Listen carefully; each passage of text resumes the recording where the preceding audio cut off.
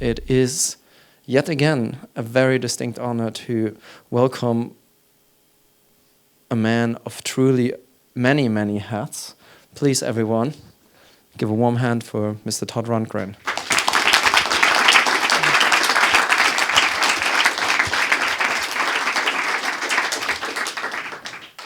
Now, there's the danger of sitting here for 8 hours, because we won't ever be able to possibly cover everything and anything.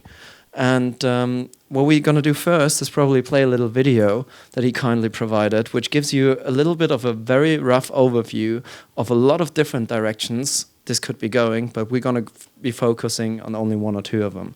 So, how about doing this? You get the idea. There's a plethora of avenues that we could pursue now and go down, and what to do in such a case, other than restarting your computer, because it's a little confused. How about starting at the very beginning? You're from the Pennsylvania area, Philly and all of that, right? Philadelphia. Hello. Okay. There's something I have to do here. Phil. Hello. Is that important? Yeah. I grew up in the Philadelphia area.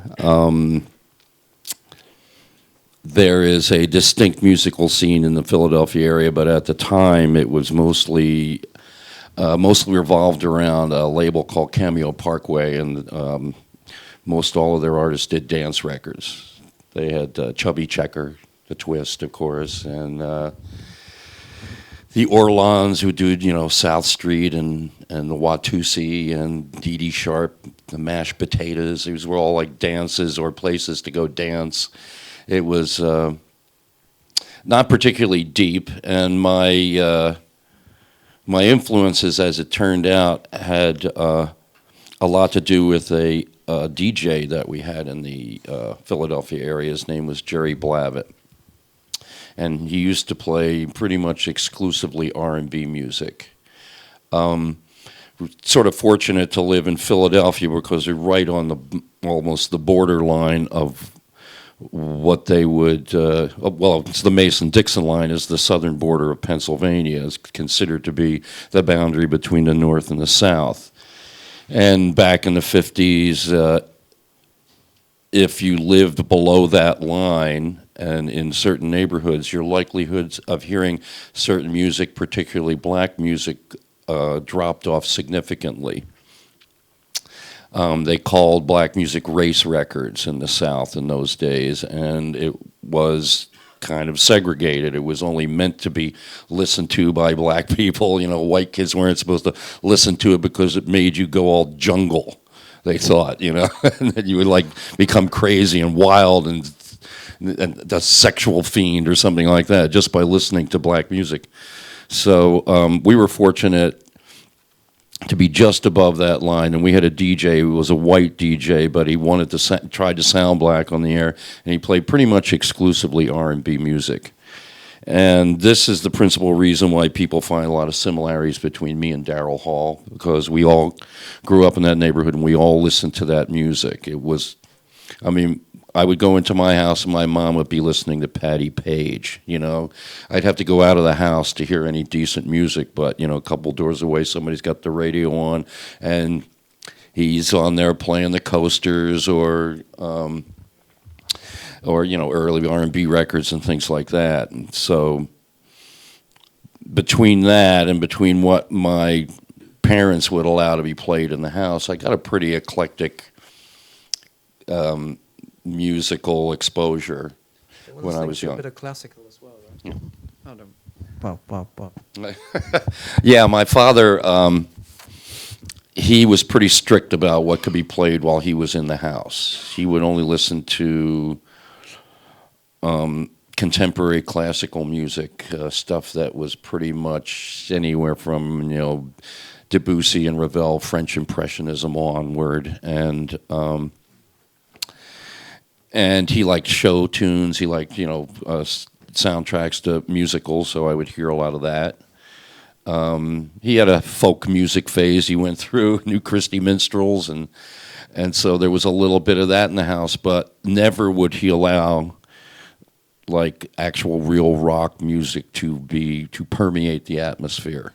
If we wanted to listen to it, we had to go up in our rooms where he couldn't hear it, and under no circumstances were we to put it on his record player, which he built himself. He built it wasn't a stereo, it was a hi-fi that he built from plans in a magazine. And I remember one day he caught me playing, like my only Beatles record on it. He was livid, Well, he was livid. He was mad at me all the time then, but in the end, that turned out to be a real advantage for me, having an exposure to a broader range of music, whereas a lot of people grew up on top 20. I mean, Ravel is not the worst harmonic education you can get. Certainly not, and in some ways it kind of just totally osmosed into me.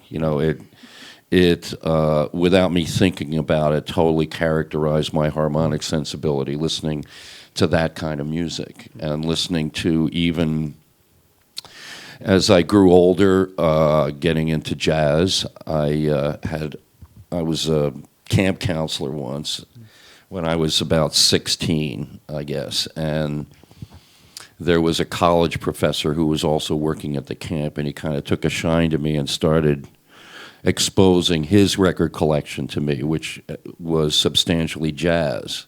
And so I learned a lot about jazz listening to that. At one point I got into electronic music, which in those days was a completely different process than it is nowadays. It was all tape-based, and occasionally used things like test equipment to create sounds. There was no such thing in those days as a synthesizer per se. There were just these jury-rigged piles of wires and stuff that people kind of would build experimentally in order to explore a broader range of sound. And what I learned from listening to electronic music was that there is a dynamic element in music that has nothing to do with the notes that you're playing. That even if you're just using sounds, there's still a certain elements of dynamics and tension and things like that you're trying to create in order for it to qualify to be music as opposed to noise. So I got into that for a while. It was a big phase. I was buying every electronic music record I could find. Most of it was from Eastern Europe, as it turned out, Hungary and places like that. Then when I got a little older, of course the Beatles changed everything. The Beatles. In which sense? What's that? In which sense for you personally? Well, they came up with a formula that worked for a much broader range of musicians. Previous to the Beatles, the model was like the Elvis model. You find some pretty person, and then you find songs for them, and then you arrange the songs for them, and you stick them in the studio, and they record them. And they could have like this much actual personal musical sensibility. They didn't require any. In fact, there's famous story about an early 60s artist named Fabian, that essentially a guy was, a record company guy was walking down the street, and he saw this handsome young Italian kid sitting on the stoop and said, "Can you sing?" He said, "I don't know, maybe." The next thing you know, he's got a hit record. He really couldn't sing. He would do this kind of guttural growling most of the time, but he was handsome, so they put together all the pieces for him. And that was a model that only worked if you were handsome enough to front the band. And the whole idea of knowing who anybody else in the band was kind of foreign. You only cared about the guy who was up front. Then the Beatles came along, and suddenly you knew all four of them. They wrote they didn't in the beginning, but eventually they came to write all their own material and to arrange it themselves, often with the help of their producer, but it was still pretty much their project, their direction. And suddenly, this is a completely different model of success. find a couple of guys in the neighborhood, you grow your hair, you plunk out a few tunes, something like that. Even just copy the Beatles, do Beatle covers. That's good enough to get the girls on you, which was the whole object, And what was your band called at the time? well, I had a band in high school called Money, and we essentially did a broad range of covers, a lot of stuff that was on the radio, and we do Rolling Stones song, and we do a Beatles song. But at a certain point, one of the guys in the band, our lead singer, really got into the blues. And he became a really good harp player. And so we started learning blues music and mixing it in with the rest of our kind of covers. And when I graduated from high school and everybody in the band went off to do other things, I kind of arranged to meet up with a drummer friend that I had, and we were going to maybe try and start a band, but we had no real concrete plans. Left home on my 18th birthday. I just hated being at home and felt completely liberated when I turned 18, so I left home, met up with this guy eventually, and started living at his parents' house while we figured out what to do. And we would take regular trips to the music store in Philadelphia just to see whether there was anyone there that we thought we might want to conscript into the band. Anyway, there was a group that was kind of hot at the time. They were called Woody's Truck Stop. And the reason why they were hot was not so much because of the music they played, but because the lead guitar player in the band, his name was Alan Miller, and he was like a national figure because he grew his hair long and refused to cut it, and his parents refused to make him cut it, and the school refused to allow him to attend. But he was a straight-A student, so a judge ordered the school to provide a telephone line to him at home. And there was a famous picture of him in Time magazine, of him sitting at a desk with a little speakerphone, doing his studies there. So the band was kind of famous for having him because that was his excuse for having his hair long. He was in a band. I have to have long hair. I'm in a band. That was my excuse all through high school. And so they were playing at a music festival along with the Byrds and a band called the Shadows of Night. And we went to see them. And we thought, God, they're pretty cool, And they play blues. I know the blues. They mixed in with some R&B and stuff. I've played some blues, so I'm not completely unfamiliar. So we decided to go see them again at kind of their home gig a little later, which was in a small club called the Artist Hut in Philadelphia, held about 100 people. And as it turned out, they were between drummers. They were just trying, different guys were just sitting in with the band, and they couldn't find a drummer who really worked with the band. And of course, I was with a guy who was like a Buddy Rich trained drummer. So he asked if he could jam. He sat in with him, and then they started begging him to be in the band. And he stood up for me and said, well, I'm with him. You'll have to put him in the band as well. And fortunately, that made the lineup of the band exactly the same as the Paul Butterfield Blues Band. And so the guy who was their rhythm guitar player, he moved up front and started playing harmonica, and I became, quote, the rhythm guitar player. But the one thing I knew how to do that the other guitar player didn't know how to do was play slide guitar. It was kind of like a little specialty of mine. And so that got me more and more attention in the context of the band, and I became a little local celebrity at that point. But, playing blues and R&B and stuff, and not even thinking about writing. I had no kind of big plan. I didn't know how long the whole gig would last. And in the end, it didn't last much more than 8 or 9 months. What happened is maybe 6 months after I joined the band, all these records started coming out from San Francisco with the tag acid rock. There was the Grateful Dead and and Airplane and other sort of bands who were kind of proud of the fact that they took drugs and that drugs had an influence on their sound. So suddenly this blues band decides, we're going to go to the country and get our head together, which means go to the country and take a lot of drugs and come back with a whole brand new revolutionary sound.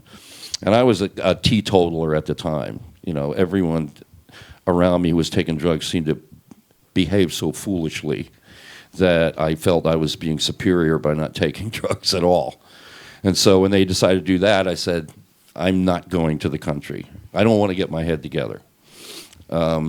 So I decided at that point I would put a band together, and that band turned out to be the Nazz. What I did is I went around to all the local bands and kind of watched them play, and then one by one picked off the guys from the band.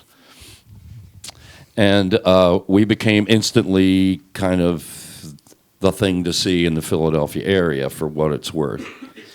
But still had no idea, where to go with this. But the one thing I did realize is if it was going to succeed, I, as well as anybody else who had the capacity, was going to have to start writing material for the band. And that's when I, by conscious decision, essentially became a songwriter. It was never a thing that I had done before that. Can you remember your first gig with the band? The first song was Hello, It's Me. And the first song I ever finished. Right, maybe give that a listen in the original Nazz version for now. Hello. I guess it's a little bit like when you're having kids and you wrote the song, or you were walking around with this thing for 9 months, and then all of a sudden someone else holds it in his hands or in his voice. What's that like? Well, at first you're very self-conscious about the whole thing. The process is, well, at least for me, I felt kind of self-conscious. I didn't really know what I was going to write about half the time, and in the long run, as it turned out, I was writing over and over and over again about the same relationship I had in high school that just didn't turn out the way I expected. How many years did it take you to realize that? Oh, that was only a couple years later. That was, I graduated high school in '66. The Nazz's first record came out in '68. So it wasn't a whole long time, but yeah, that kind of heartbreak becomes, a huge inspiration in the long run. And by the time I got to an album like Something Anything and finished the record and listened back to what I'd done, I realized I was digging the same hole again, over and over and over again. And that's part of what precipitated the radical transformation that the following album represented, in which I kind of tossed any preconceived notions about songwriting out the window and started essentially from scratch, trying to build a new sensibility or trying to listen to music in a different way so that I wouldn't be doing what everyone else was doing all the time. Which is essentially, you grow up listening to music and you make the assumption that that's what music is, and if all you ever hear is verse, chorus, bridge, chorus, chorus, and it's always about some relationship with someone, well, then you start writing music and that's the first thing you do. This is a verse, this is a chorus, and it's all about how somebody broke my heart.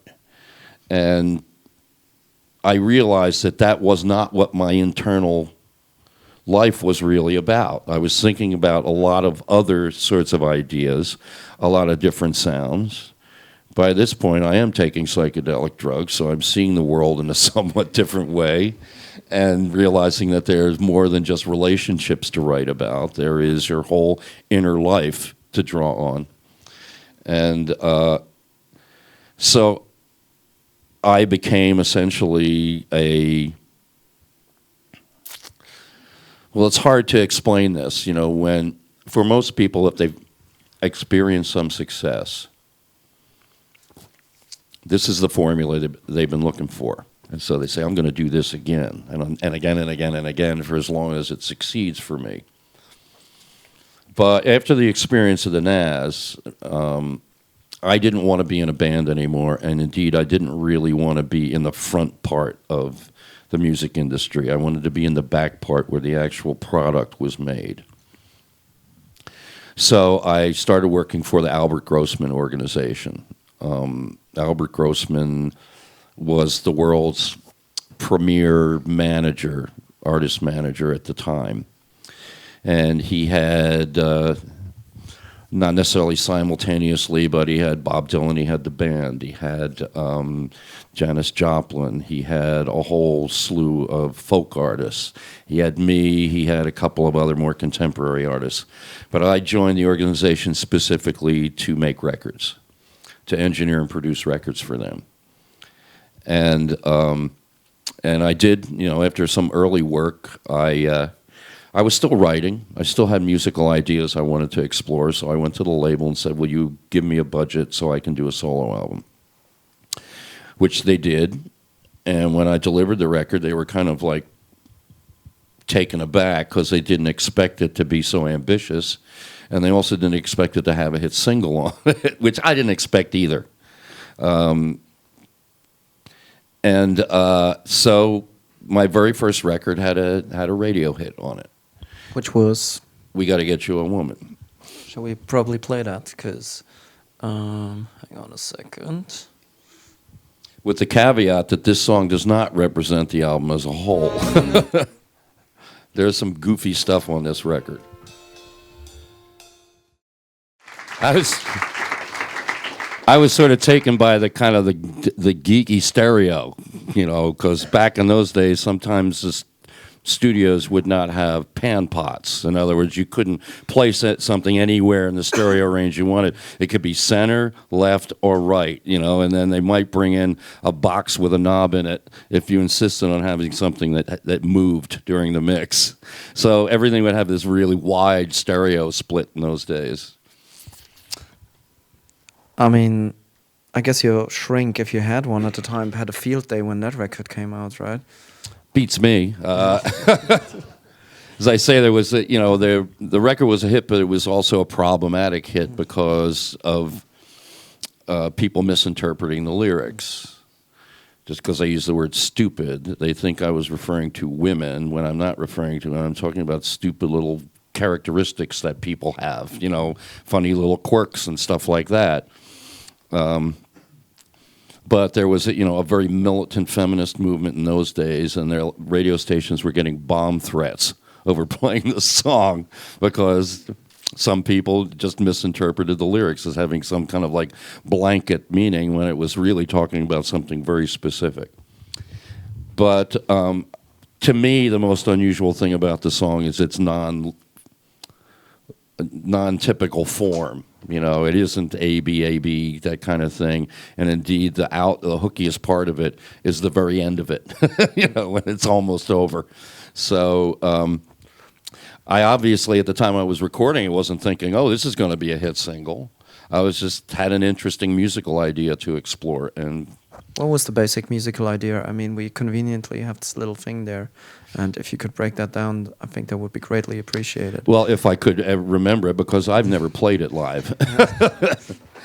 Ironically enough, we did the song the other night on the Letterman show as well, and it was really amusing listening to the band trying to work out the background vocals, especially because I had such a little boy voice back then, and listening to Paul Schaefer trying to sing those falsetto notes is just hysterical. Anyway, what happened to my lovely little piano tune? Let's see now. Well, I don't even know how this thing works. Let's find a piano. There's everything but piano here. Lead bass, polysynth.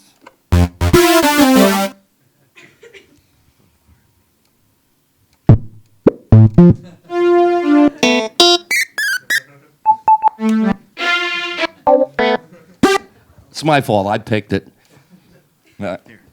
Oh, there we go. Piano.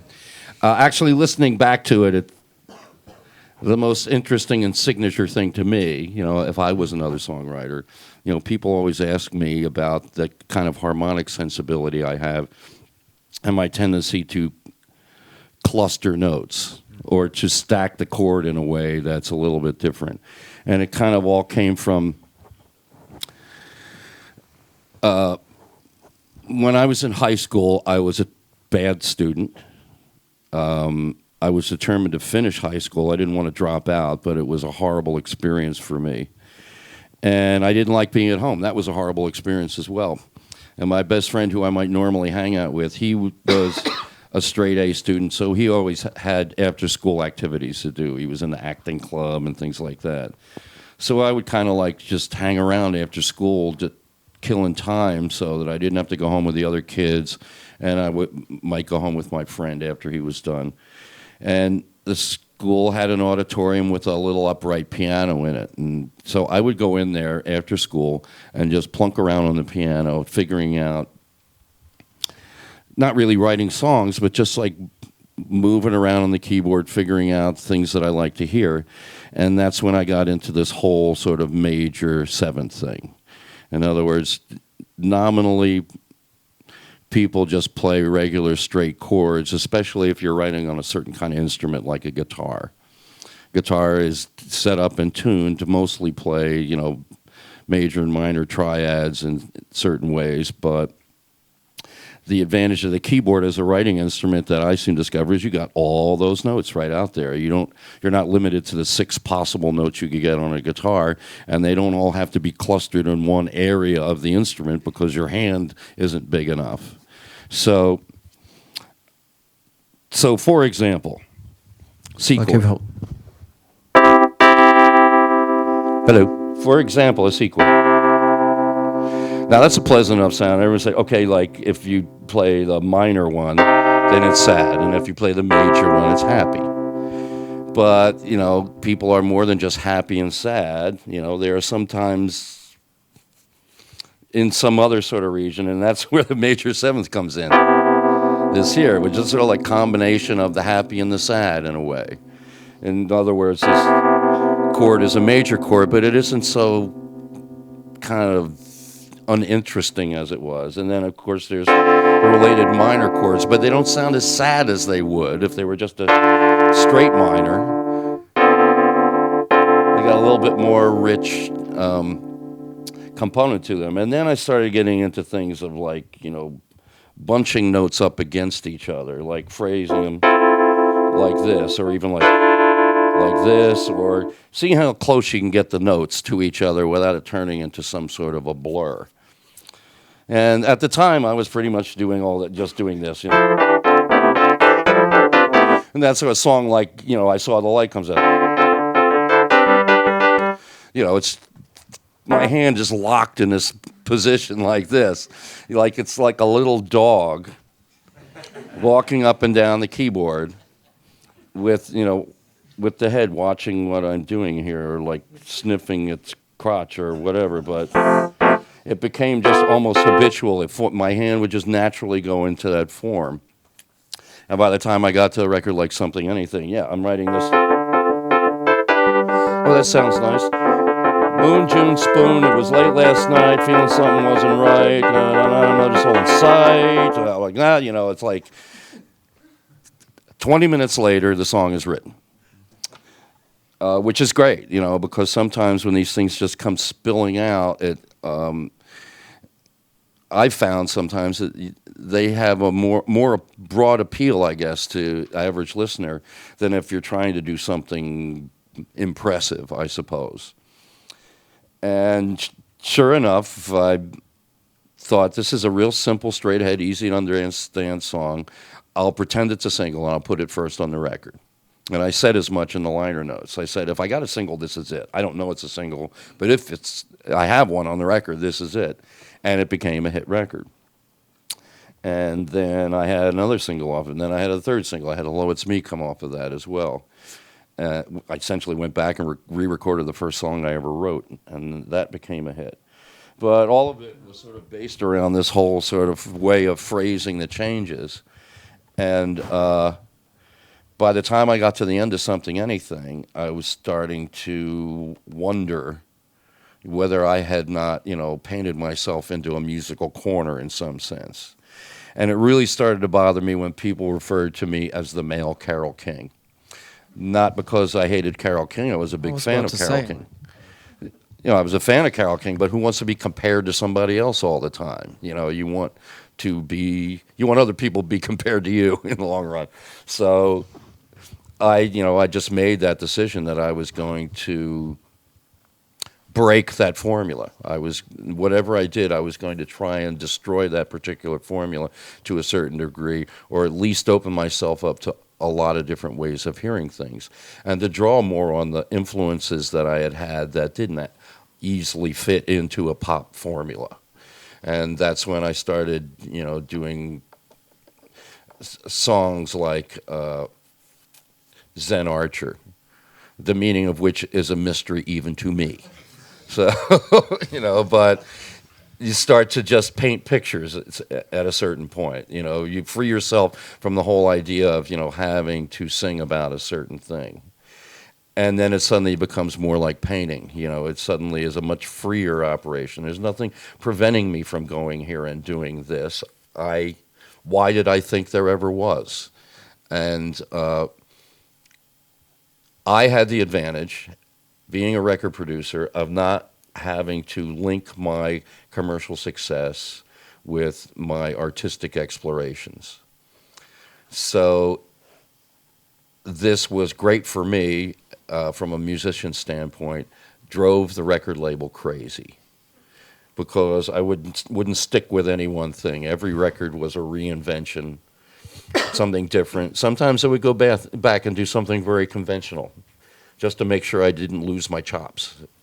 I would do a record like Herman and Minkalo, which was just straight ahead songwriting, but evolved into something else. In other words, the songs are not a bunch of love songs. They're songs about a whole variety of different things, about poverty and other things in the greater world, besides just a relationship between two people.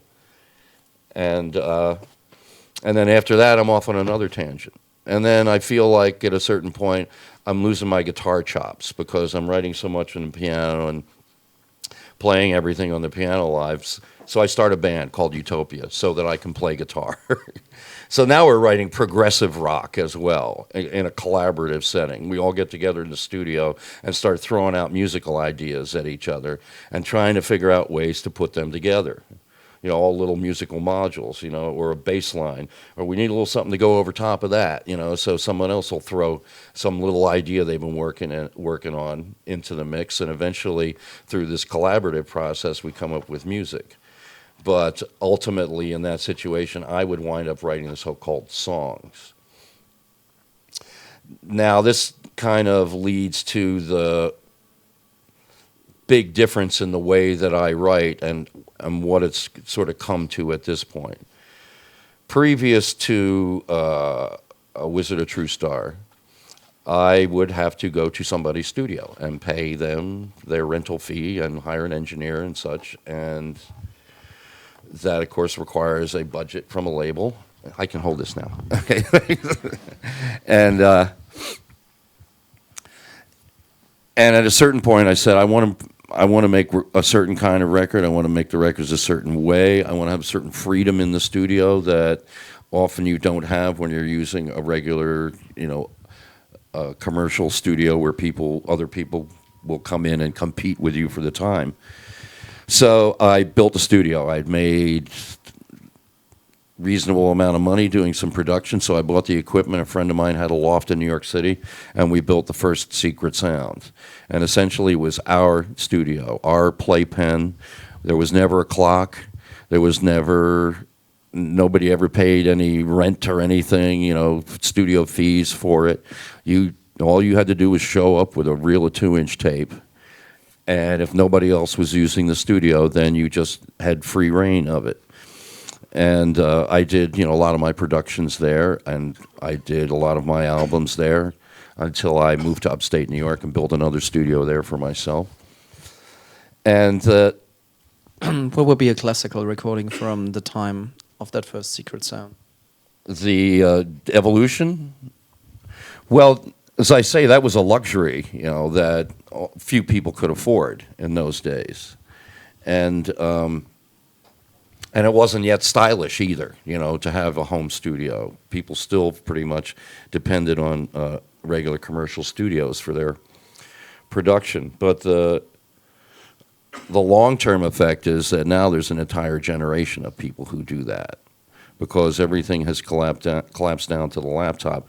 And I think a lot of people, things happen so fast that they don't realize that this is only like within the last 8-10 years.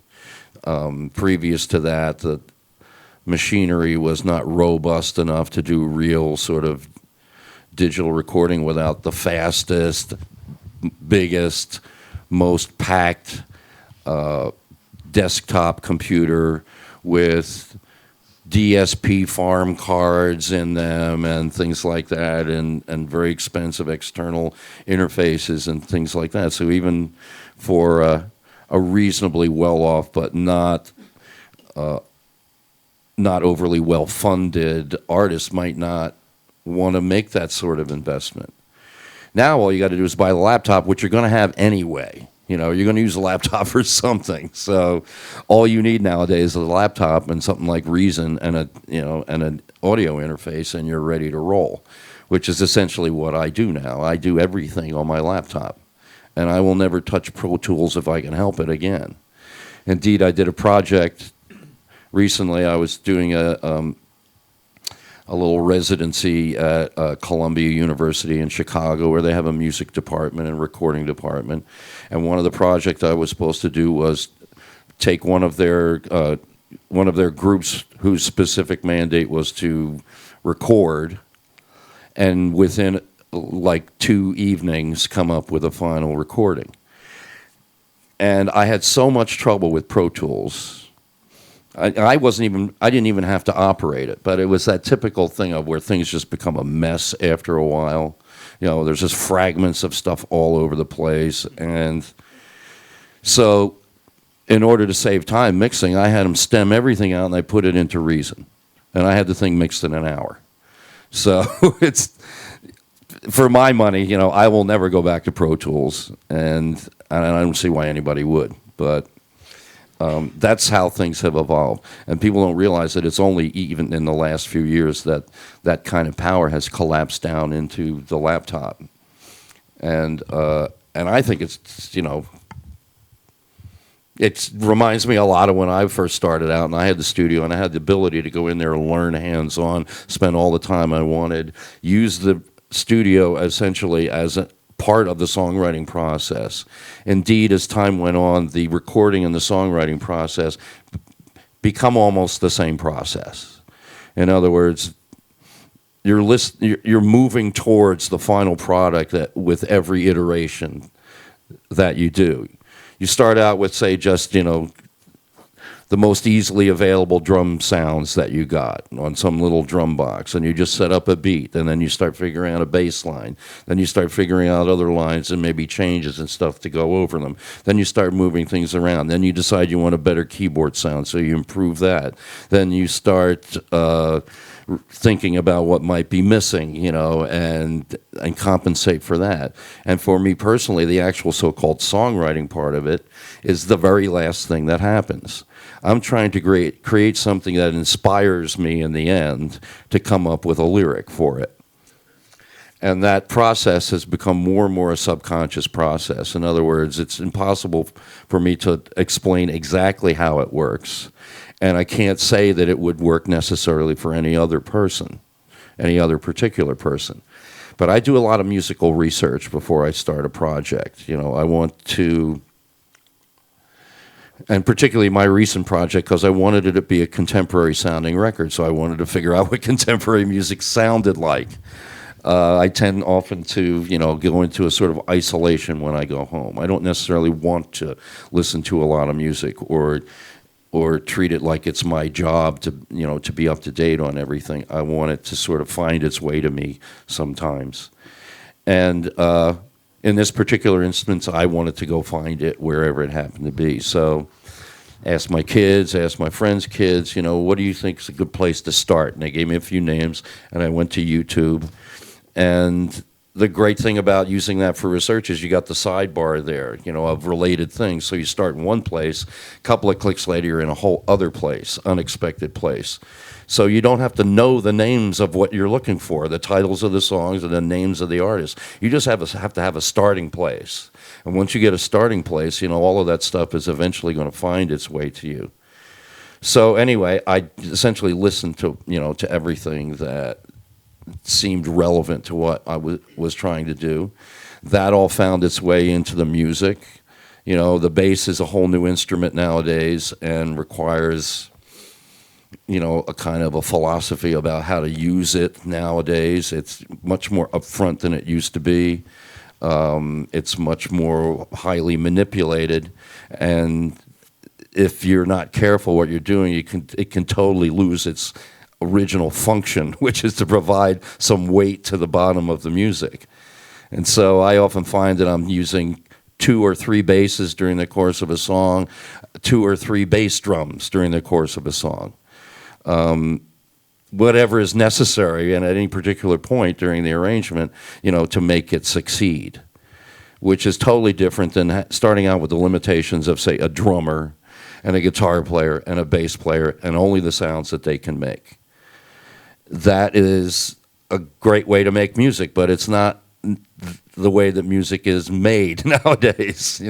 It's historically with the way that music is made, and you can still make music that way. But in terms of, where the edge is, it's really being made by lone individuals who don't feel that they have those sort of sonic limitations. Do you feel that liberating to a degree? What's that? Do you feel that liberating for you personally?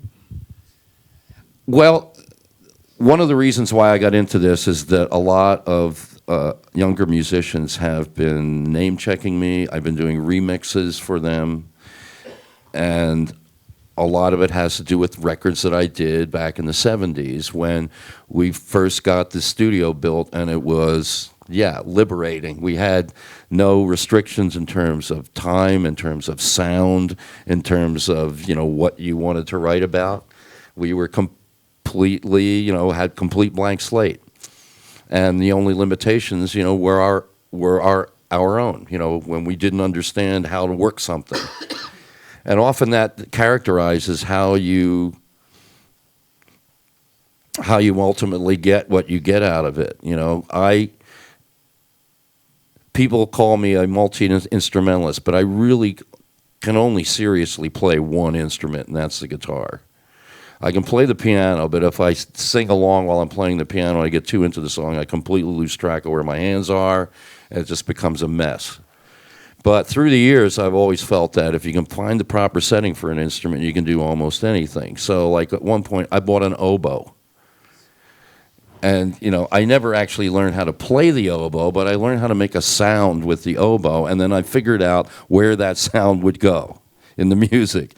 Suddenly people think I'm an oboe player, Same thing with the saxophone. I can play the saxophone reasonably well. I can't anymore because it's one of those things you have to do constantly if you're going to play it well. But for a while I was into the saxophone, and as soon as I got enough of an embouchure to hold a note, I just figured out, the bits that I could play, the modes I could play in. I'd have to write the song in the only key I knew on the saxophone.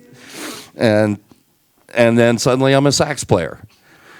And I think that kind of philosophy, is a real contemporary one. You don't necessarily have to be an expert. You don't have to start out by being an expert. It's one of these things, it's a process. The evolving into a songwriter or into a music writer of some kind, is not like,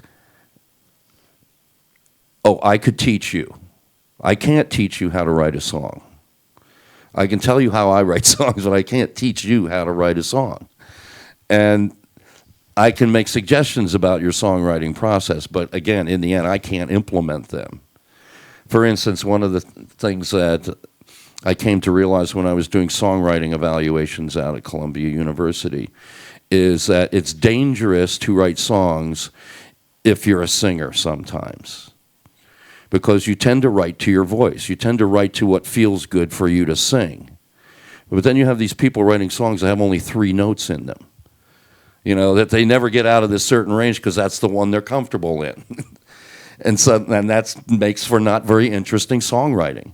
Sure, it's fun for you to sing, but it isn't that fun for me to listen to. And that's, I think it's an important thing for people to remember. They tend to, you'll want to slip into habits of songwriting. You'll want to slip into them, and then it may be the habit of writing to your voice, or it may be the habit of writing to a form, or maybe the habit of writing the same subject over and over again. Lyrics nowadays can be very angsty. Everything's about angst, and how, even though people are not naturally miserable, you're supposed to write songs about being miserable nowadays for some reason.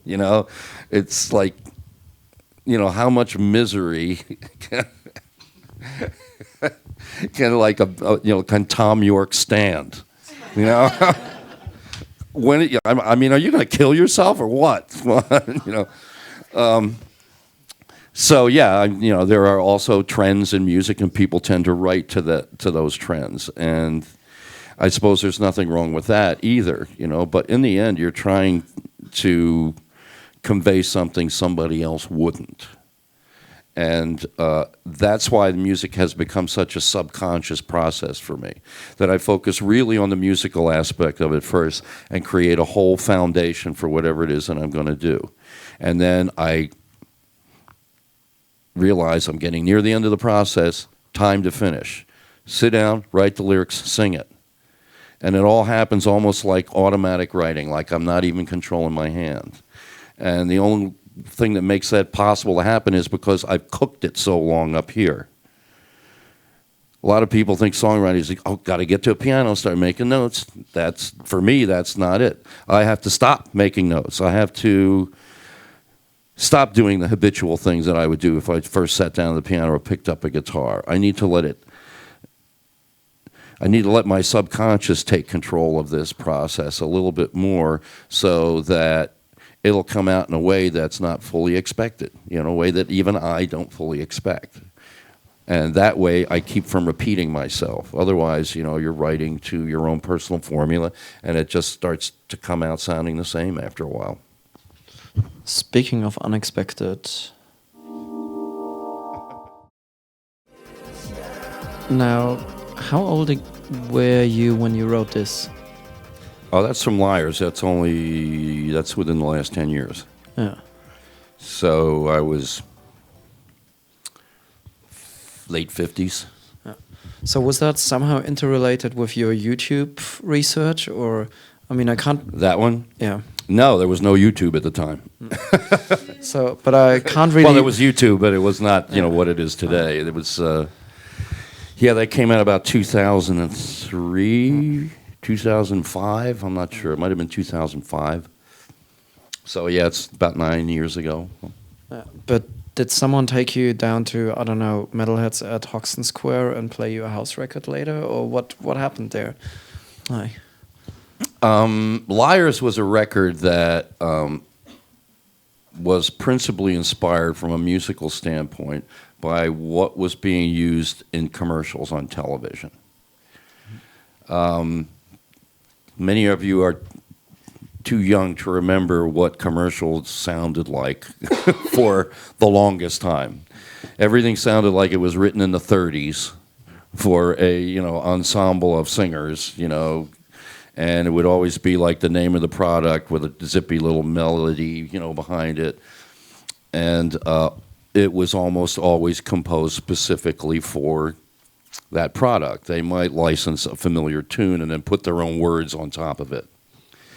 Then in the 90s, 80s or 90s, I'm not sure, someone got the brilliant idea to start licensing songs that people were familiar with. And the first one, I think, that really got everyone up in arms was the Beatles' Revolution. And I don't remember the product. It might even have been for Apple or something like that. But everyone flipped when that happened. We said, what? Using pop songs for commercials? How dare you? Pop songs are for listening to outside of that context, and you're making people think of cars and soda and whatever whenever they hear the song now. You don't think of Revolution anymore. You think of the product that the song was associated with. So this eventually evolved into, people who place the music and stuff like that, looking for the most cutting-edge contemporary stuff, depending on what the product is for, but looking for most cutting-edge contemporary music that they could put into commercials to make them look hip, very today kind of thing. And so the music was just getting a lot more interesting in commercials, and sometimes it was composed specifically, sometimes it was a commercially available song that was behind the commercial, but rarely was it a song that was written with the idea of,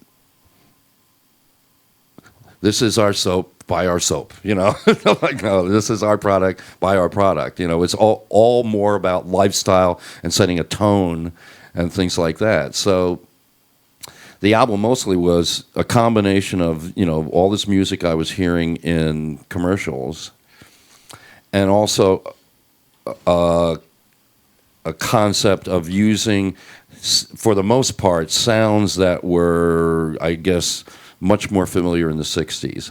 If you listen, that's not the best example, of course, but if you listen to most of the record, you'll hear lots of things that sound like Hammond organ or Fender Rhodes or something, or very much more traditional types of instrumental sounds. But at the same time, combining it with a lot of these more contemporary musical ideas. And the album, as it turned out, was hugely successful for me in a way, and got me a whole lot of critical attention, and I can only attribute it to the fact that I was making a conscious attempt to be contemporary. That, I was drawing my sources were contemporary sources that everyone had access to and was familiar with. And that process must have somehow connected. And the same thing, I guess, has sort of happened with State, my most recent record. I have to confess that when I finished the record, I haven't done a record on deadline in a very long time. Probably most of you are aware that the record industry is it's a different thing nowadays, and for the most part, you cannot depend on, you can't depend on getting a label for starters, but you can't depend on even having a record contract that lasts for more than one record. And it was sort of unusual when I got approached just about a year or so ago by a label saying, we will pay you to make a record, and we won't tell you what kind of record to make, and we want to put it out in the spring of 2013. And so I said, well, I hadn't even been thinking about a record, or the record I'd been thinking about was a long-term project. And so I had to come up with a new idea right away because, hey, I'm on deadline now. I got to finish it by January. And so I decided I was going to do that research, go out and go on YouTube and listen to everything that was, sort of popular and stuff. As it turns out, it's also the kind of thing that's appearing in commercials as well. Now everything sounds like Skrillex. Even ads for the most pedestrian things all have that Skrillexy bass line under them. And figure out kind of... You thought about getting a little bit of an undercut? What's that? Did you think of getting a little bit of an undercut? Well, I did that already. See, there's so few things I haven't done, that, like, I had to get married on my 50th birthday just to surprise my friends. So in any case, Skrillex isn't the only thing happening. There are whole other realms of stuff, and a lot of it is instrumental. It doesn't necessarily have, like, a lot of lyrics. It may have a catch line in it, like bangarang or something, but... I figured my advantage is, I have a history as a songwriter. I can sing and I can write words, which a lot of the laptop kids are challenged in doing, and there's no reason why they should have to. They're making enough progress as it is, but I figure if I'm going to have an edge in any case, I'm going to have to apply my best songwriting chops to this as well. Do you find it sounds like you still consider this to be like a competitive environment in a way? Well, there's only so many hours in a day, and Actually, it's not so much competitive as it is maybe insular, I suppose. You know, that it's these people all communicate with each other, you know, and know each other fairly well. But it's one of those things you can't just stride in and say, "Hey, I've been making records for 40 years. Let me in the club," you know, or something like that. But my advantage is that a lot of artists, a lot of younger artists, do go back even to the 70s to hear what was happening. They discover some of what I've done, and then an artist like Tame Impala decides that they want to do their version of A Wizard of True Star, which doesn't sound anything like it, but it's their take on it. Did they have the costumes as well? Well, even though they're doing a record from the 70s, they dress like they're in the 60s.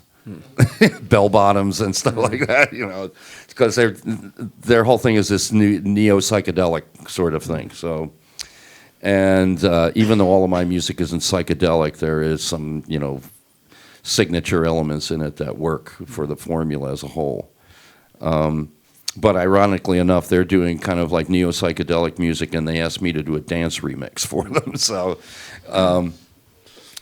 but it's that kind of, you know, that loop closing that kind of got me into this, you know, into kind of figuring out, well, why is it that they are interested in what I used to do? Maybe I should be more interested in what I used to do instead of, you know, some other particular thing.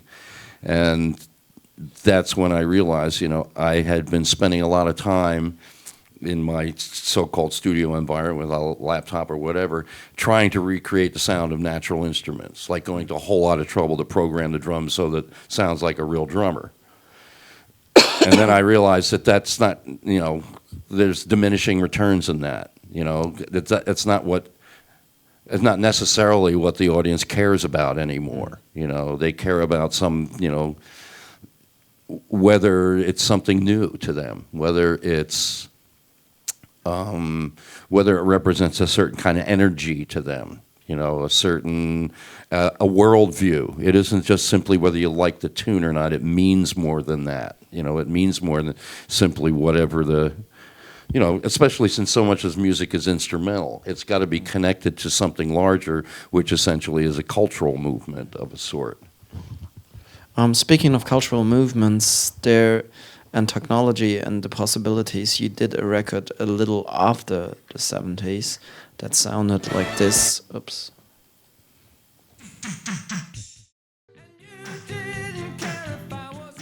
So what's the instrument used on there? That was a emulator. So one of the original samplers that you know, used like the 5-inch floppy disks to store everything on,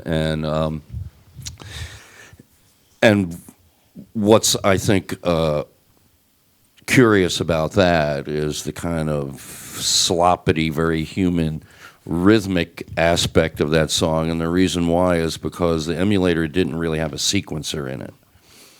As a matter of fact, there weren't a whole lot of sequencers at all. I remember Roger Powell, you know, a bandmate in Utopia, wrote one of the first ones called Texture, and Stevie Wonder still uses it because he doesn't care what it looks like. But you know, it doesn't have a graphical interface. You know, who cares? But yeah, I had to essentially play everything, like, you know, the whole drum part through the entire song. And that's why everything is kind of like, you know, the rhythm is all kind of all over the place. Other songs on that record don't necessarily depend on that kind of like typical sound. Indeed, most of the other songs are either more kind of strictly a cappella, or it's not an attempt to sound like, you know, typical bass and drums thing. It's a different sort of rhythmic texture. So, you know, I wouldn't use that necessarily as a yardstick of the whole record. The thing that you show in the video, is that really an emulator? When you that was a Fairlight, yeah, 'cause I was but I didn't like have that at the time I made the record. Okay. I got that afterwards, right, in the interim, and I actually was an endorser, so I got it at a bargain price. Which would still be enough for a down payment of a house, I suppose. Yeah, it was still a pretty expensive unit. But I think, I defrayed it by showing up at a few music shows and stuff like that and doing that little demonstration. It was funny. Everybody knows what sampling is nowadays, but in those days it was a peculiar phenomenon. I mean, you had Stevie, for example, at the Cosby Show, and having the whole Cosby family sing into the mic and then do a song with that. And I think the Muppets was another one where you had one of those, oh, crazy what these machines can do now kind of demos. Yeah. Did you do any of those? No, we did some funny things with it sometimes when we were demoing it. Like you get the audience to yell something out and work that into a song or something like that. But it was there was a lot of novelty to it in those days, and it was easy to abuse as well.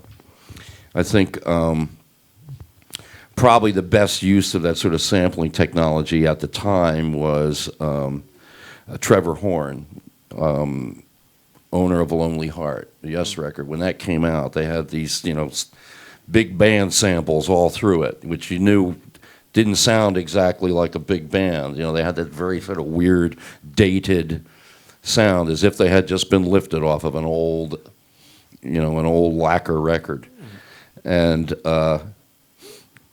put it in the right places so it wasn't completely overused. But it was quite easy once you got a hold of the sampling technology to just go completely berserk with it. And some people, they did a good job. Art of Noise, they made a whole career out of that, of doing things that didn't sound real, but still had danceability and stuff like that. So that's probably a foundational element in a lot of what's going on nowadays is a band like the Art of Noise.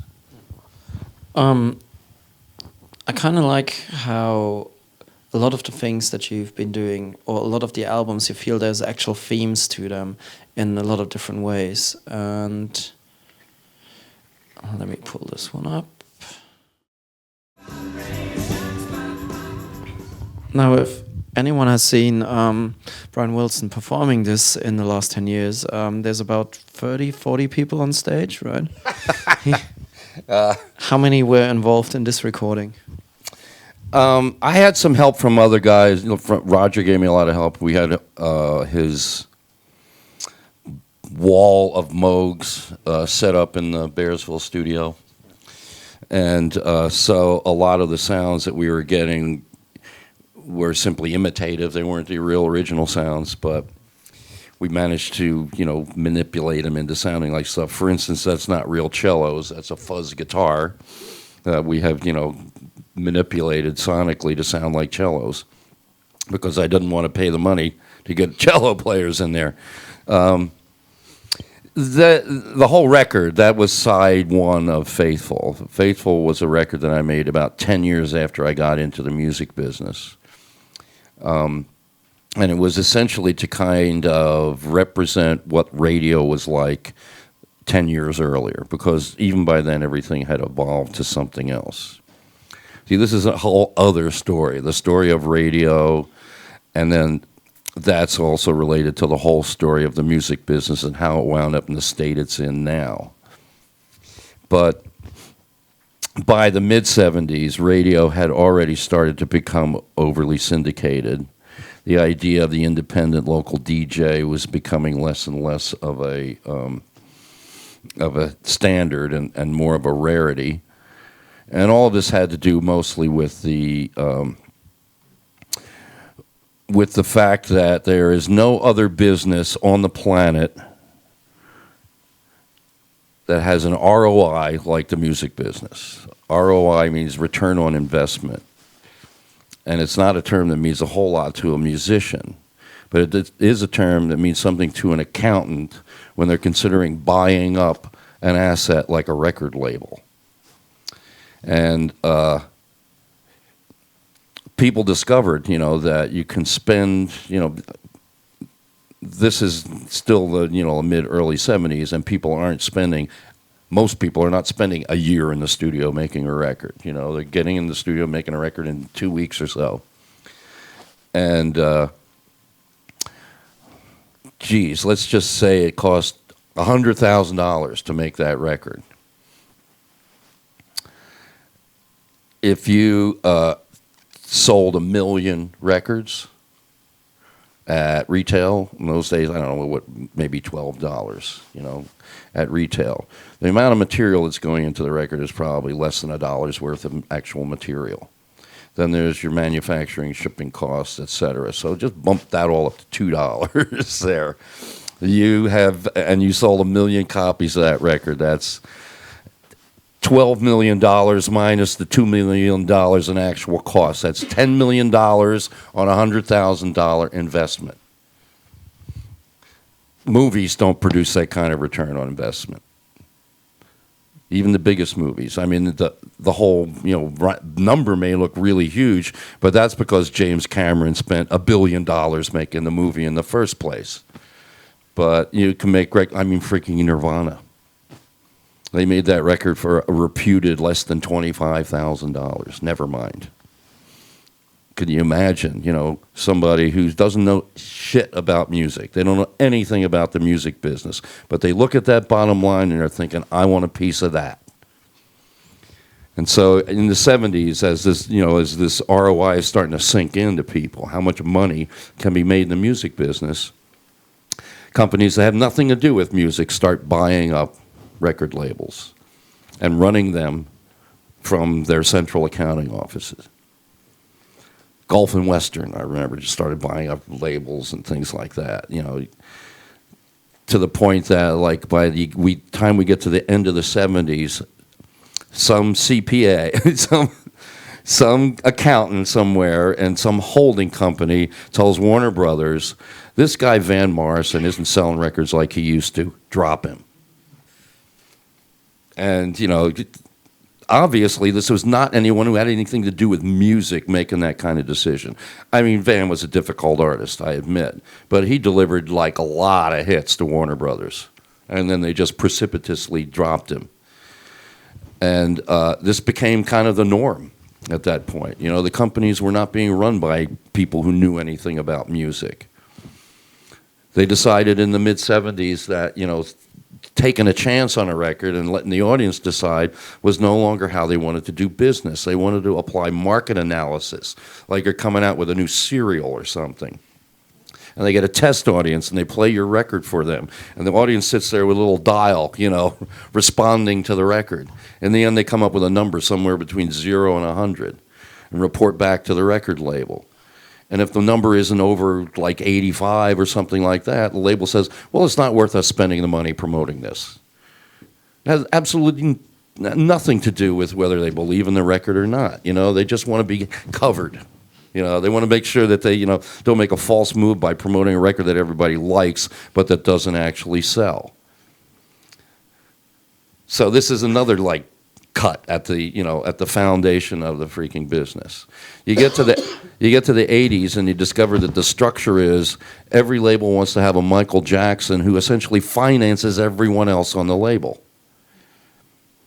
They're waiting for the Michael Jackson album to come out just so people go out to the record store to buy it and maybe buy one other record. But not only that, all of the artists on the roster who are losing money, they get a reprieve because now the company's flush. They put out a Michael Jackson album, now they got lots of money. They can afford to do artist development again or artist promotion. But when the Michael Jacksons started disappearing, that's caused the collapse. But the biggest thing that brought the record labels down was a refusal to understand the evolution of their own customers, of their own audience. Signature event, Sony Walkman. Suddenly, listening to music is not a quality time event anymore. You don't go home and unplug the phone and listen to a record all the way through like you used to. Now you put it on your Walkman and you go out and jog or ride on the subway and read the paper while you're listening or something like that. The music becomes wallpaper to your life. But record label response essentially was to start, charging you tax for your cassettes, turned into a whole piracy issue. They say, oh, what's really happening is people are swapping mixtapes. Completely ignoring the fact that people now prefer to listen to their music that way. They prefer to take it with them. Then the whole digital music phase starts to happen, and then we start to have MP3s and that sort of thing. Again, what do? They start suing their own customers. They threaten and sue their own customers, not realizing this is a part of the necessary and inevitable evolution of the way people are going to get and listen to music. You couldn't have invented digital media and simultaneously have avoided this part of the evolution of it. Once it becomes transportable, ephemeral like that, the rules are all the rules are gone, new rules. And you've had better figure out what they are if you want to survive in this business. And I know this for a personal fact because I put out a record called No World Order. And it came also in an interactive version. There was a little blurb about that in this thing. And as a result of doing that, I was approached by an interactive television experiment called the Warner Full Service Network. They had a neighborhood in Orlando, Florida, that they had completely wired up with fiber optic cable and DSL into every house, the highest bandwidth they had at the time. And, a couple hundred houses in this neighborhood, and each house was supposed to get a prototype interactive TV box, which at the time was an SGI Indigo computer, bigger than a lot of the TVs that they were supposed to sit on. And they were experimenting with things like ordering a pizza. You go on to the TV and you pick out your toppings and stuff like that in a glitzy, interactive way, and then a little later your pizza is delivered. So they came to me, and because I had done this No World Order interactive music thing and had a whole sort of interface and way that people could find things by subjective keys instead of actually knowing all the titles that you wanted to hear. We designed and prototyped the whole thing out, and then it came time to find out whether people really did want on-demand music services in their homes. In order to do that, had to put music on a server. So me and my manager went to the special products divisions of every major label at the time. There were 5. Might have been 1 or 2 more, but 5 principal labels. Explained to them what was happening. Not a single one would allow music to be put on a server. None of them. Not even Warner Brothers. This is the Warner Full Service Network, another division of Warner's. And even Warner Brothers Records will not allow any music to be put on a server. That's the end of that. But the upshot of that was that they had gotten themselves into such a bind with retailers like Walmart and people like that who were still stocking the old hard product that they couldn't even talk about the idea of delivering directly to the customers. Any music you got had to go through a middleman, had to go through a record store or something like that. Because essentially, Walmart would simply remove all their product out of spite. But what happened? 2 years later, there's IUMA. 3 years later, Napster. 4 years later, lunch half eaten. 10 years later, lunch gone. Just because, they could not figure out how people wanted to get and listen to music. It seemed to be the most basic thing you should understand about your business. What are your customers' habits? What do they like? What don't they like? They just went through the whole thing like they could establish any rule they wanted, and all of us would just abide by it. So there are no tears to be shed about the bygone record industry at this point. It was a great thing that happened. It shook out all the avaricious and hypocritical and really uninterested entities in the music business and left those people who really do care about records, about artists, about promoting them. And it also created this wide open field where you can promote yourself. You don't need a record label. If you can put up a hot video on YouTube, you're on your way. You get yourself 1 million hits, you're on your way. And so, in a certain sense, you know, that old record industry model, good riddance. It's never coming back, thank God. Anyway, that's the history of the music business.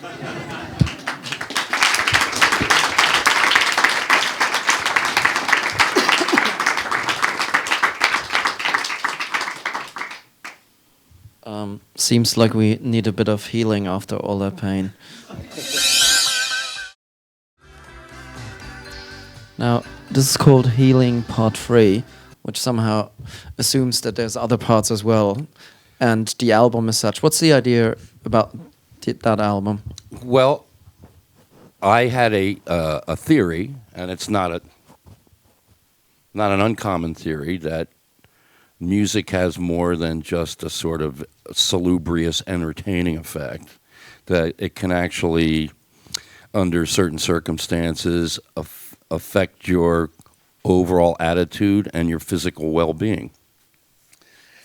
And so I did an album, and this is back in the days where albums have two sides. So so you think in kind of like paired concepts. It's hard to do one whole thing of a piece because you never know if people are going to flip the record over. So on the first side, I essentially wrote a suite of songs that was a kind of a parable or a little story that was essentially about someone who had, it was discovered they had the power to physically heal people. But the ultimate result of something like that is, are you actually helping people when you do that for them? Because first of all, there was the golden goose syndrome, you know, that everybody wants a piece of this now, or everybody wants to get his hands on them or whatever, you know. It just becomes one of these things where you would sometimes wish it never happened to you, even though it's ostensibly supposed to be a good thing. You have the power to heal people. Suddenly everyone's showing up and they're not making any effort of their own anymore. They just figure, I'll just go to this guy and he'll make it all better. So in the end, the idea was to kind of turn the whole thing around and say, yeah, maybe it's possible that people can heal other people, but wouldn't it be much better if people could heal themselves?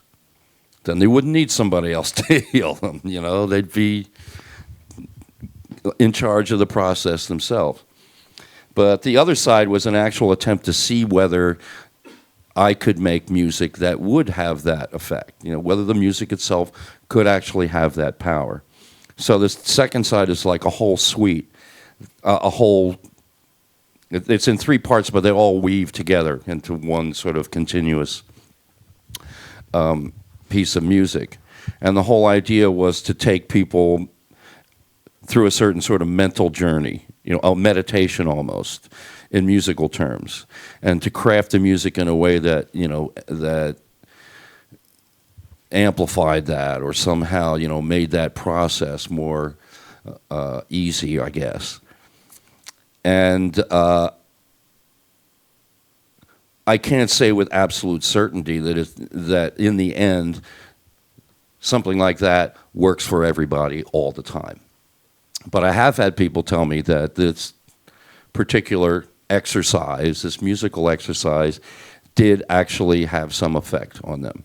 And I don't know whether it's an effect that a doctor would confirm, but the whole point is it's all in your head anyway. You know, it's people are perfectly capable of making themselves well, and they're perfectly capable of making themselves sick without the help of any outside, you know, without any outside influence. People eat themselves to death all the time.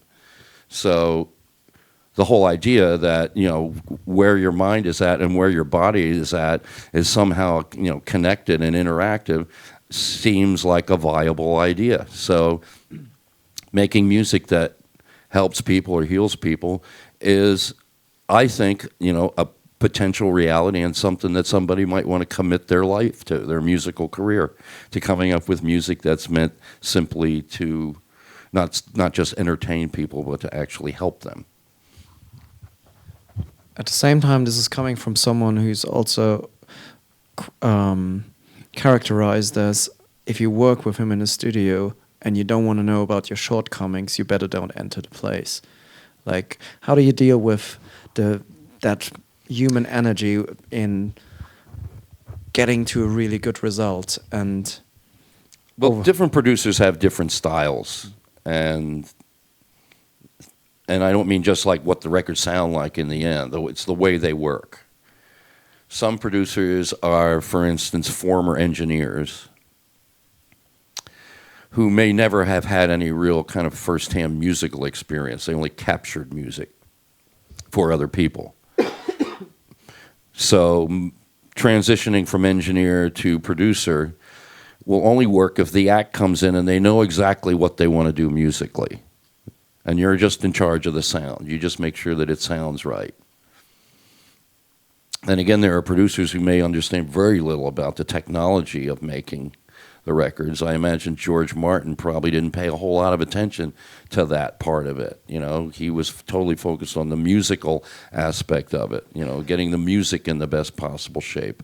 And a lot of producers, that's their forte as well.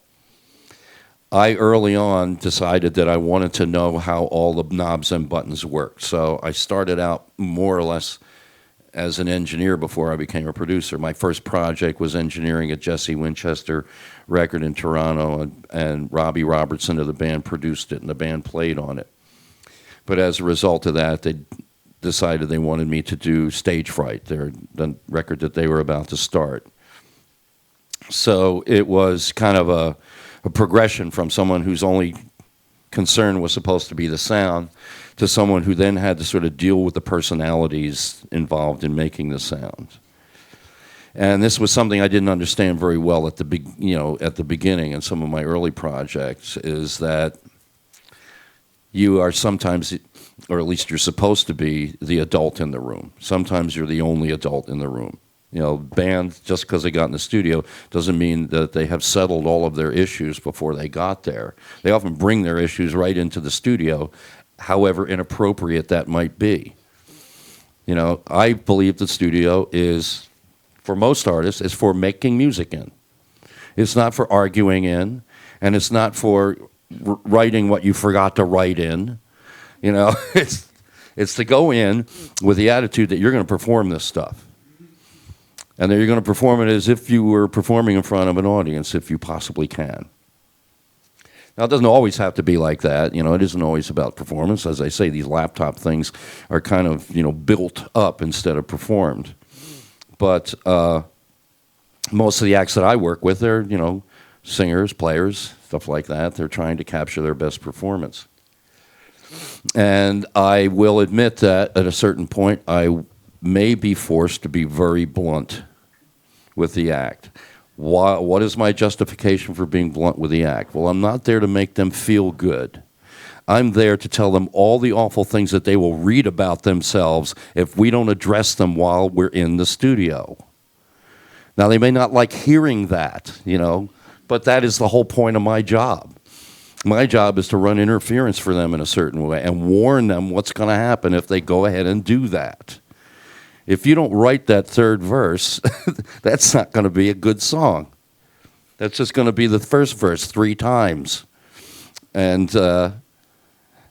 if you, I know it's uncomfortable doing it this way, perhaps, you know, but if you can just kind of like forget about the fact that you're in the studio and do it, we'll get it done.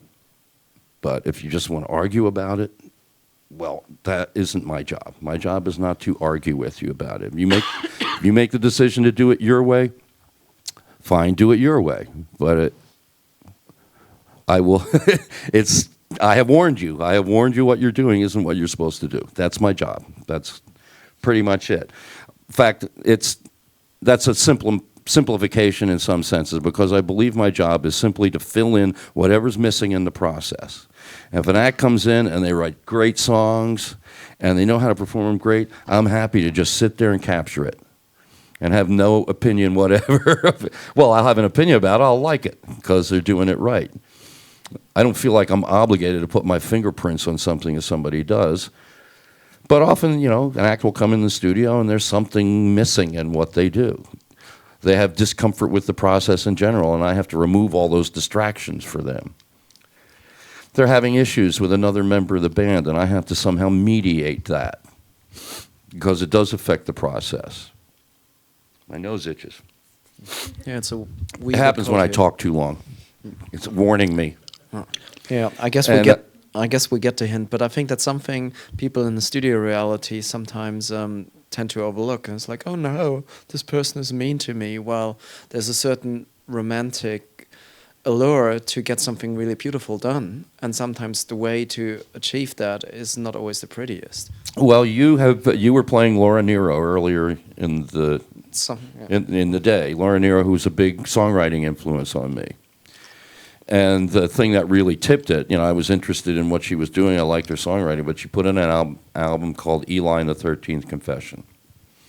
And it just blew everybody's mind. Blew my mind, but it blew everybody's mind.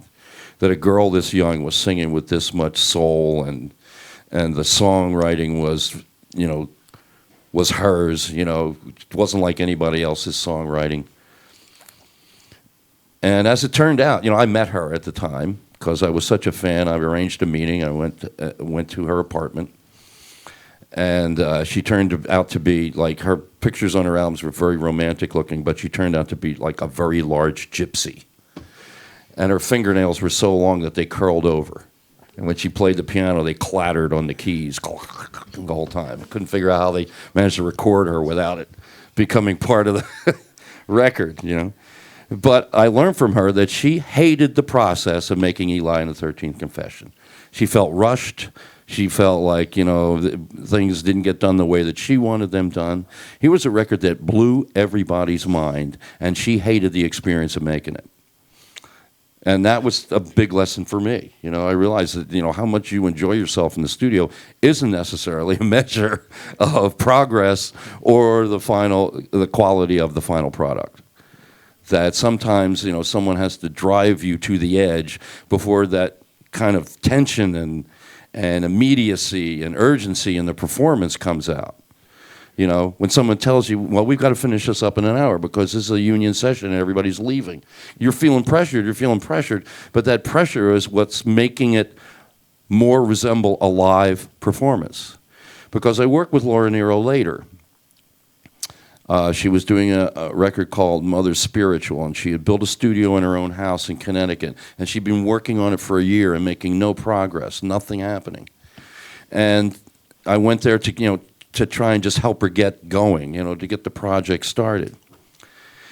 And we did manage to get the project started. But a typical session would be like, just finished take 23. And she said, that was a nice one. Let's do another. And by the time she's done, she's got 35 takes of a song. And then has to figure out which one to use. And quite obviously, it's like she doesn't even know. She doesn't even know when it's working or not. That's a nice one, let's do another. That's a nice one, let's do another. That's a nice one, let's do another. I'll figure it out later, That makes absolutely no sense. I wanted to strangle her. And maybe that would have made something happen. I don't know. But, I loved Laura, and, it was kind of a shame that she never got all the recognition that she probably should have gotten.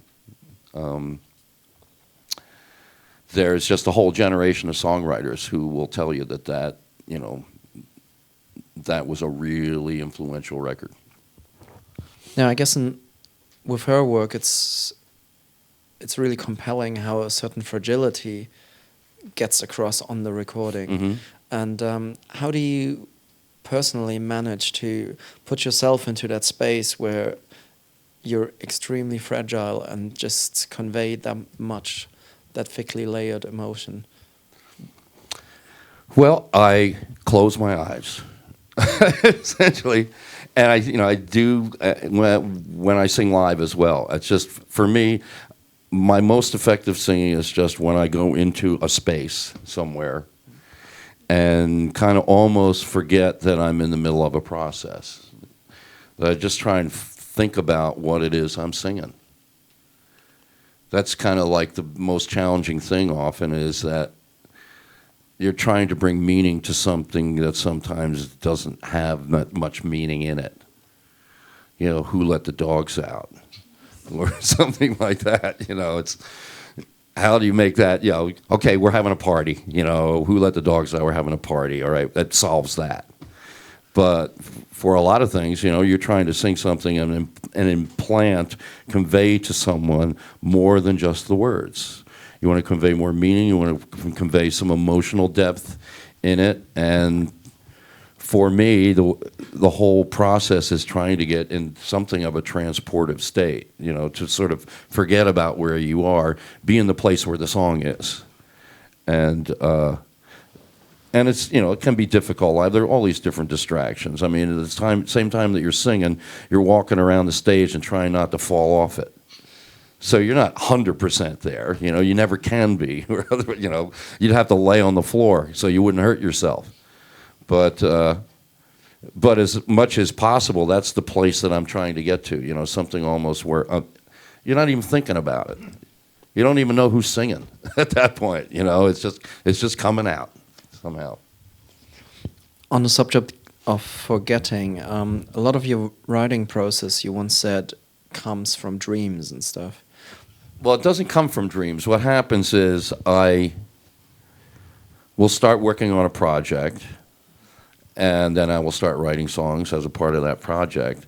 So my head suddenly gets into this space of writing. And that completely spills over into my subconscious life, even when I'm sleeping.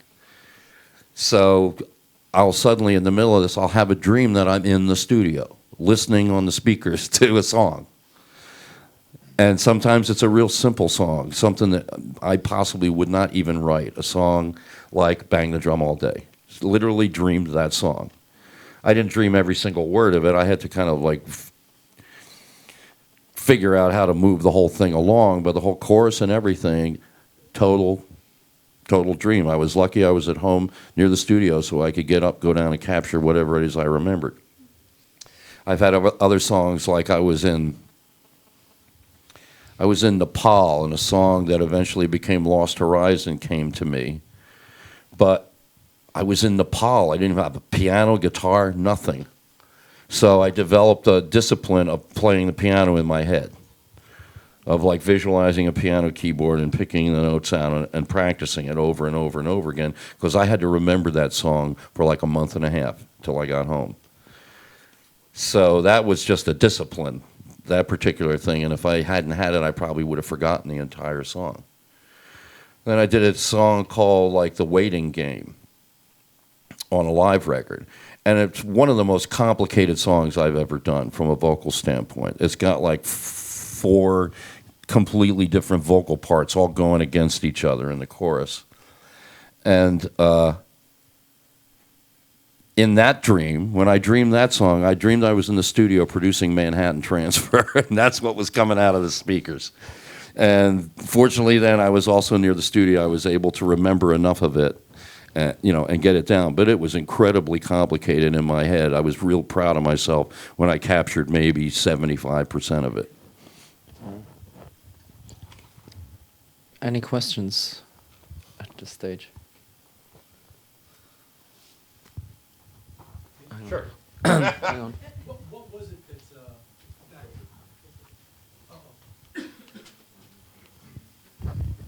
Thanks. I'm curious as to what the songs were that the young people that you were talking to, when you said that you started to search around on YouTube, directed you to. What were you listening to? Let me see now. Well, of course, you know, Skrillex was probably like a starting point, you know. But then I started running an artist like Tipper and Drizz and people who are doing stuff that's kind of almost like movie soundtracks, you know, all sort of textural. You feel like you're in the middle of a rainforest sometimes. And so I wanted to get some of those real organic sorts of things in.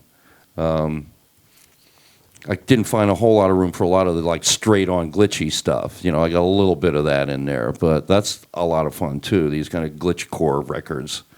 But But, you know, again, at the same time, I'm not trying to literally ape anything. Like, one of the reasons why I can't, like, rattle off a whole list of names is because as soon as I find something that I think appeals to me, you know, and I might want to incorporate, I have to stop listening to it.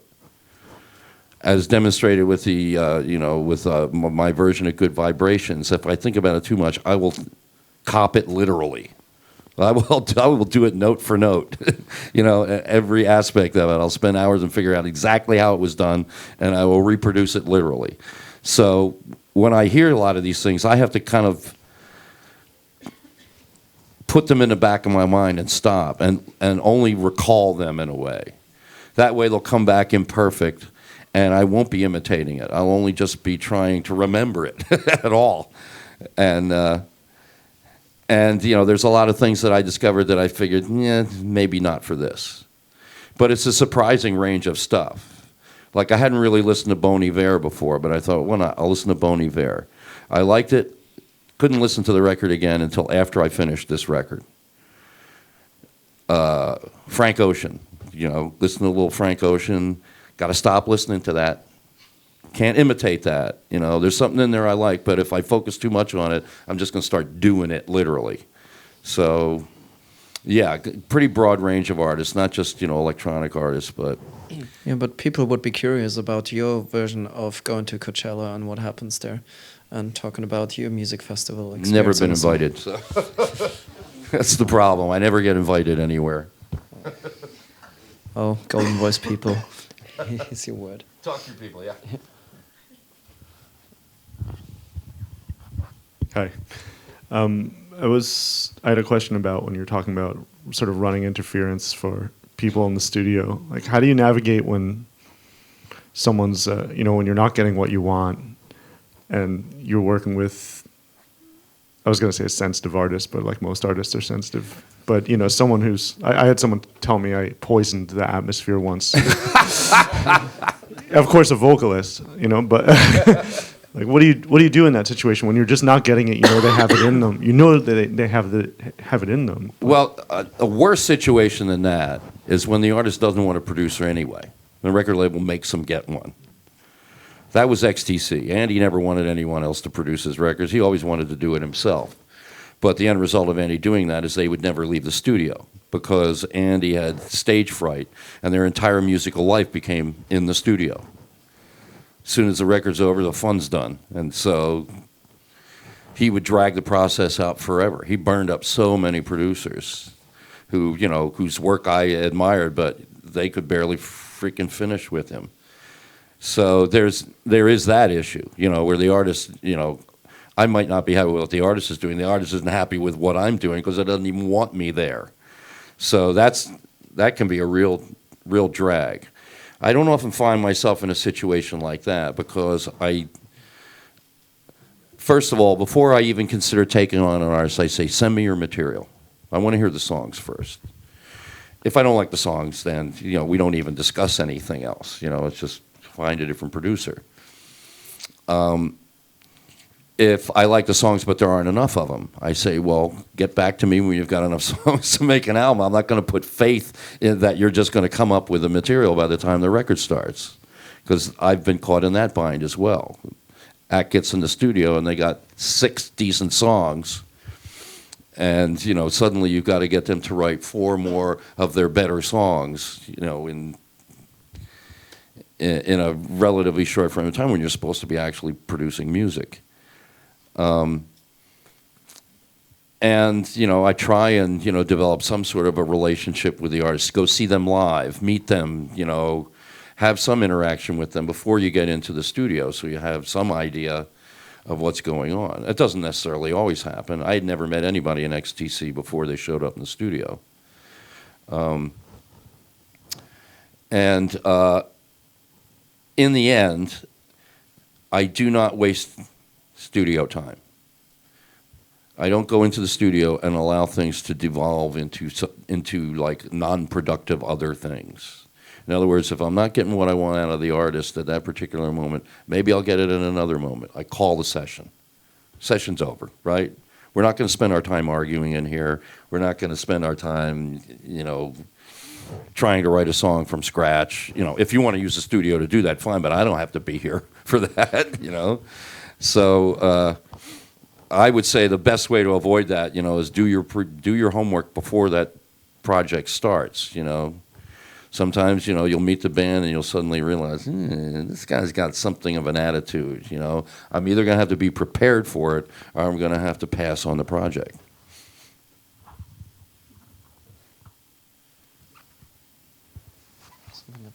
Something up there? Sure. All right. It's nice to meet you in person, I guess. There was a moment, like I want to say like a few years ago, and I saw the Midnight Special infomercial, and they were like a infomercial where they're like selling the DVDs from that old TV series or whatever. And I ran across that video of you, and that's kind of how I got into your music and all that, as well as the Isley Brothers cover of Hello, It's Me. Hello, It's Me, yeah. So I was watching the thing, and I'm like, oh yeah, that dude looks cool, man. I'm like, my question is more so in terms of your live shows during that time. Like, what influenced you to dress like that, man? Like, was it like some David Bowie kind of, you know? You know what I mean. Well, yeah, I know what you mean. There was an era in there where, like, stage costumes were real big. You know, it was an important thing. I mean, that's where Kiss came from. You know, so I wouldn't have thought that was like how you would look listening to your music. You know what I mean? Like, yeah, and I have gone through a few looks, but that particular look that you're talking about is a result of the fact that I used to carry a makeup and costume guy with me all the time.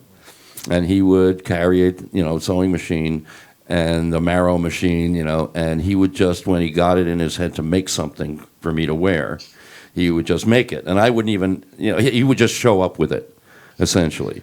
And that whole thing with the feathers on my face and stuff like that, I didn't suggest that to him. He said, we're doing the Midnight Special, and he says, oh, I got a great idea. Yes, he was gay.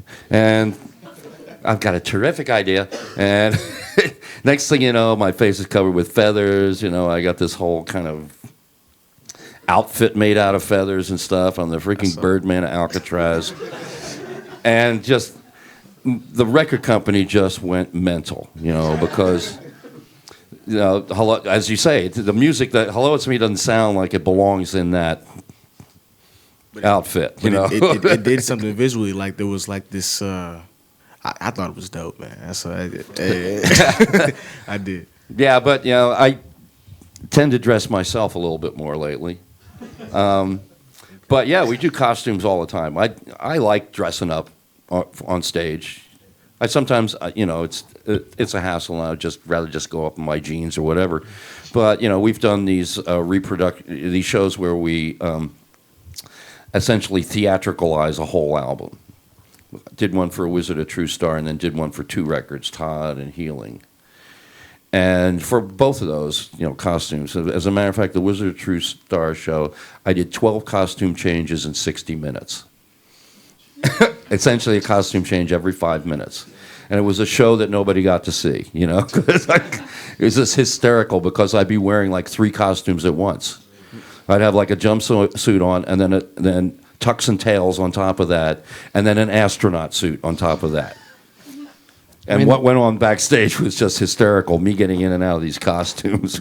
That's the thing I wondered, because when I saw the show, I think I've never seen a higher density of over 50 white British males being so enticed by really flamboyant costumes.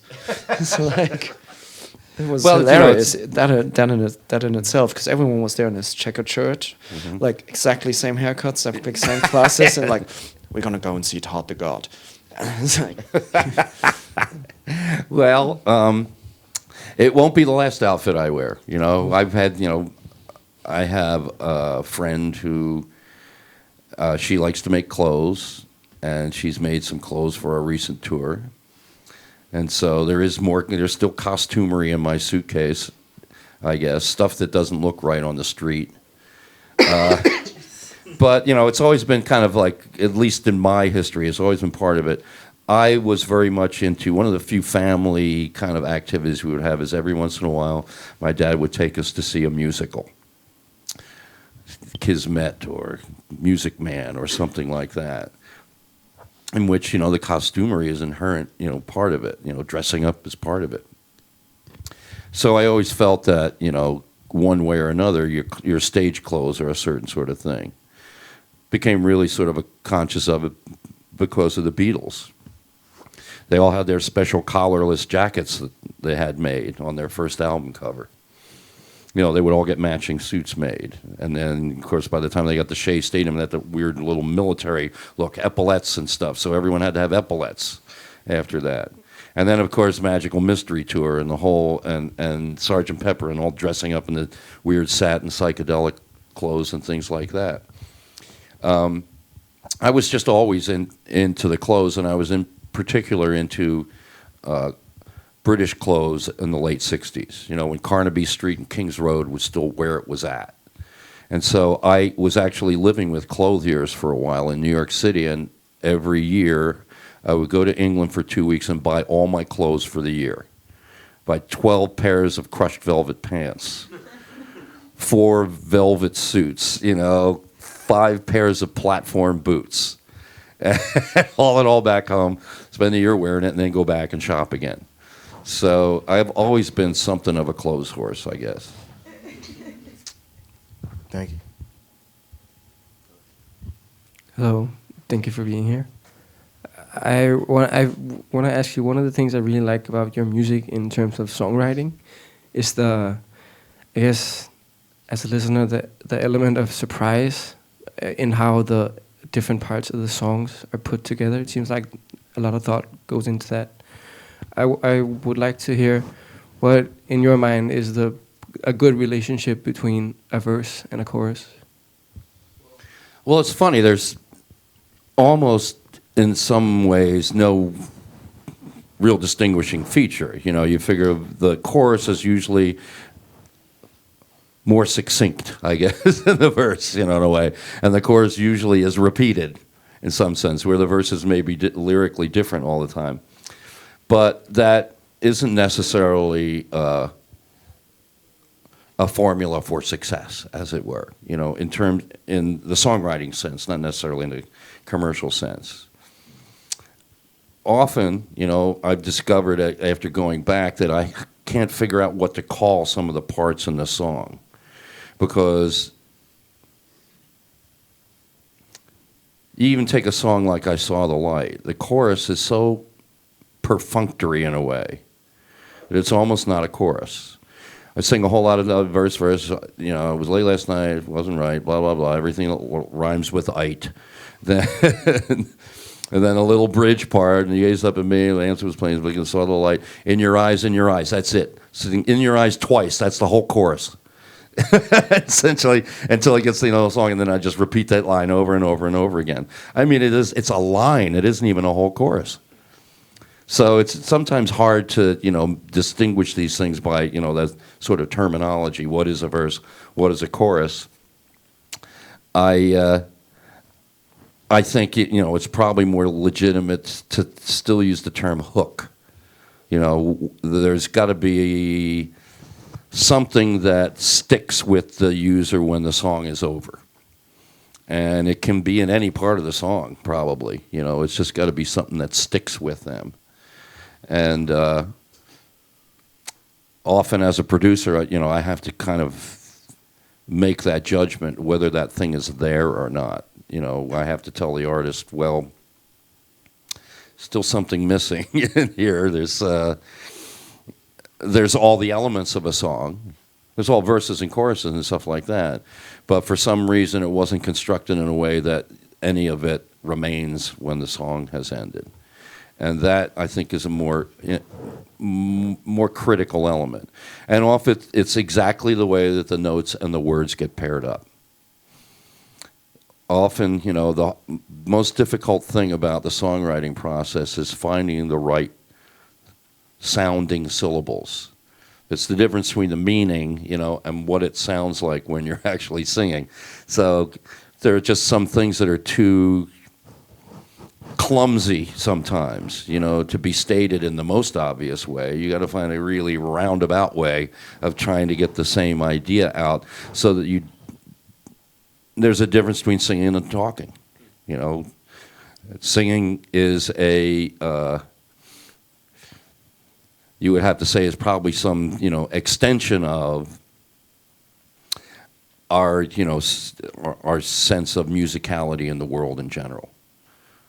The sound of a bell, the sound of, we were taking a little tour here, and it's interesting to me, the menagerie downstairs with the microphones on it, trying to capture sounds essentially from nature, trying to find the musicality that naturally exists in nature. And the problem with the world, with the human world, is it's full of artifice. It's full of artificiality, things that we invent that would never exist in nature. And the whole idea, I think, in terms of music is in some way getting back to nature, getting back to what people just find naturally pleasant to hear.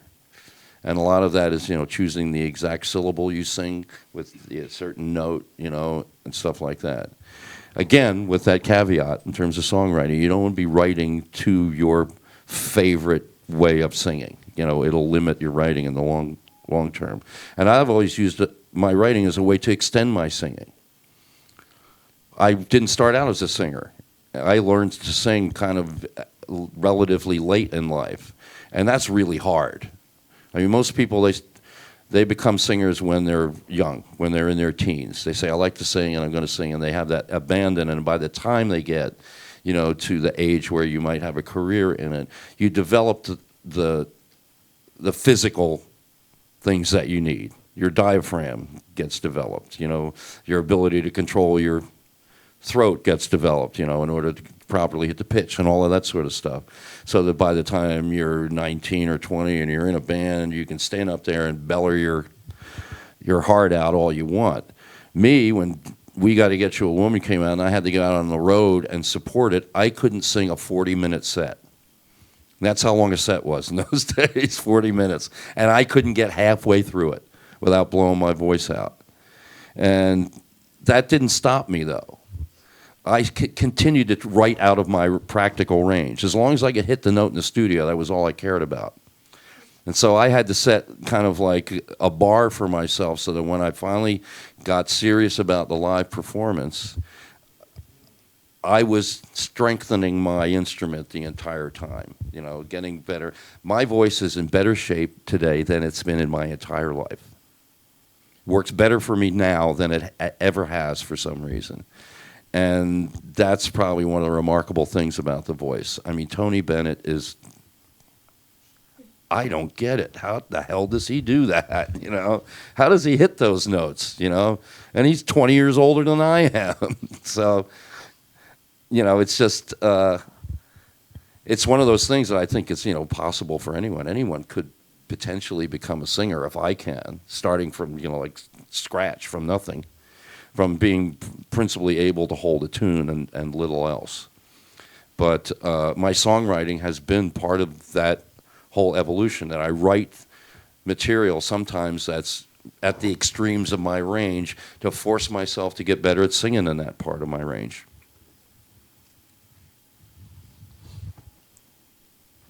Looks like this is a really good moment to thank you very much for coming along and sharing with us. So Todd Rundgren, everyone.